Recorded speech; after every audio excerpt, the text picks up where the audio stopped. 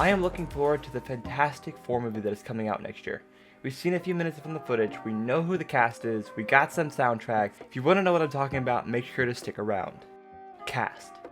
So the casting for Fantastic Four has probably been one of the most highly theorized casting probably out of any Marvel movies that were anywhere near to happen. I think one of the biggest theories was the fan casting for Reed Richards and Sue Storm. John Krasinski and Adam Driver were both highly theorized to be playing Reed Richards, and John Krasinski did play the role in Multiverse of Madness, but not as anything more than fan service in that specific film. They finally did end up casting both Sue Storm and Reed Richards, and I think some people will be both happy and some others will be upset by who they cast for these roles.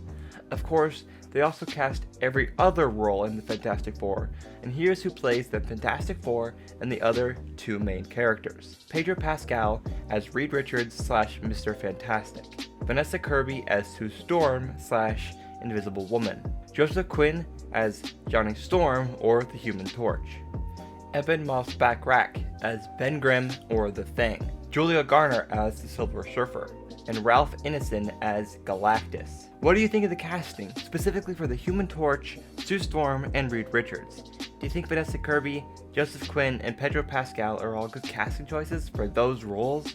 Please let me know what you think in the comments down below, and please let me know what you thought about the theory that John Krasinski and Emily Blunt were going to play Reed Richards and Sue Storm. At San Diego Comic-Con, they released a very small teaser for this Fantastic Four movie, and the thing that was so important is it leaked online, and so many people have now seen that footage. I think honestly the suits look great, the set design looks awesome. I was looking online for a description of the video because it's kind of hard to find, even though you can find it because of how many times it was re-uploaded. We get to see all of the Fantastic Four in their suits, which looks really awesome.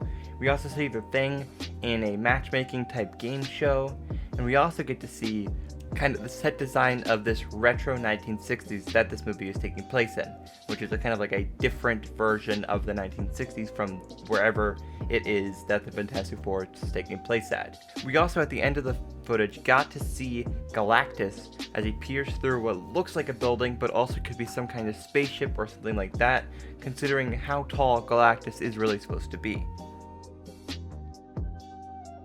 So this part I can't really show you because it's, well, audio and very copyrightable, but Michael Giacchino, I'm sorry if I mispronounced that, is the composer and one of the pieces of music was released, so you should definitely check it out. It sounds very good.